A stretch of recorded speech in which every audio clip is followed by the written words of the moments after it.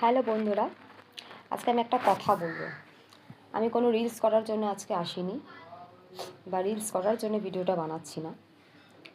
এটা একটা পারিবারিকই ব্যাপার আমাদের, বাট আমাকে এখানে বলতে হলো। তার রিজন সরি তার রিজন আমার মা প্রচণ্ড অসুস্থ। আমার এক মাসি ছিলেন, উনি মারা গেছেন ক্যান্সারে। 1.5 বছর হয়েছে। তো অ্যাকচুয়াল হচ্ছে আমার মাসির মাসির দাদা হয়তো কোনো সময় বলেছিল যে একটু সমস্যা হচ্ছে বা সাংসারিক কোনো প্রয়োজন। I don't know about that. But আমার মাসির ননদের কানেরটা দিয়েছিল। এটা 2022 সালের কথা হবে।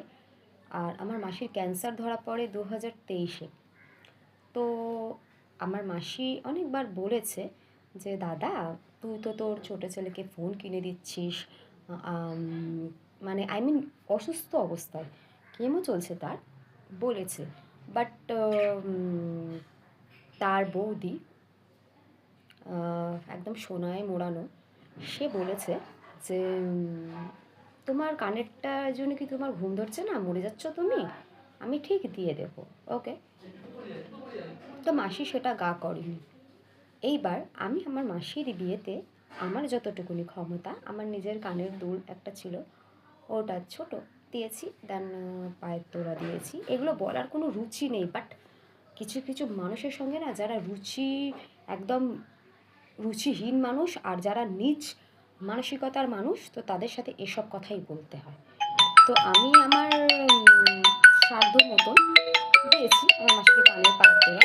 এবার মাসির বিয়ের পর থেকেই না মাসি বলছিল যে তুই কেন দিয়েছিস, তুই দিয়ে নে। তো দেন আমার মাসি মরে যাওয়ার আগে কানেরটা আমার মেসোকে বলেছে দিয়ে দিতে। এবার আমার যে মানে গুণধর মামা বাংলায় যাকে বলে, সে আমার মাকে ভীষণভাবে অপমান করেছে।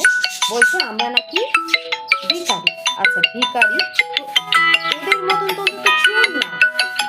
আর সব থেকে বড় কথা, দিনের পর দিন আমার মাকে মেন্টাল টর্চার করছে। যেহেতু আমার মা এতটা বুঝি না, পড়াশোনাও জানে না, জাস্ট এখন একটা এসআরআই বা সামথিং কিছু একটা হচ্ছে, তো তার জন্যে ওই 2000 লিস্ট বা একটা লাগবে, মানে সেটাও দিতে চাইছে না।